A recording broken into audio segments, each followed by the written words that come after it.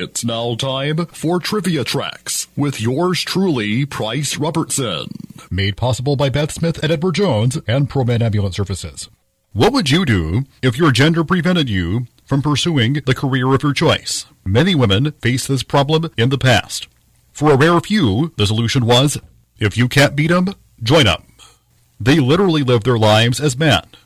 Here's a couple of examples. Charley Parkhurst, described as one of the toughest stagecoach drivers in the Old West, worked at the height of California's gold rush during the 1850s. He was 5 feet 7 inches tall, chewed tobacco, was broad-shouldered, and gambled. Parkhurst, who claimed to be an orphan, never grew any facial hair, something that friends attributed as a fetish for shaving every day. In the late 1860s, an illness forced him to retire, and in December 1879, he died. A doctor called in to investigate discovered that not only did he die of cancer, but also the fact that he was a woman who had given birth at some point in her life. To this day, nobody knows who was this mystery woman.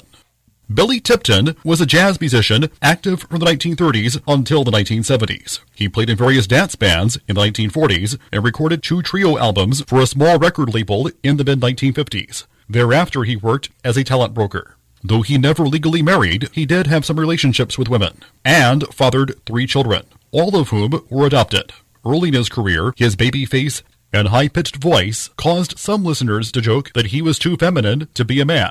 But that was about as close as anyone came to suspecting the truth. Tipton died in 1989 of a bleeding ulcer at the age of 74. Paramedics then discovered that he was actually a she, having been brought up as Dorothy Lucille Tipton. It turned out that at 18 years old, Tipton had borrowed her brother's name and began dressing as a man so she could work as a jazz musician. In those days, most women in jazz were girl singers, whose careers were often short. Tipton's children were left in shock when they learned of their father's actual gender. Her son John Clark told reporters, "I'm just lost. The guy at the funeral home showed me a little yellow piece of paper where it was marked female under sex. I said, what? And he said it was true. Even so, she'll always be dad to me." Till next time, I'm Price Robertson. Amazed by today's trivia? Then join me for Trivia Tracks weekdays at 6:45 on Everybody's Country Y95.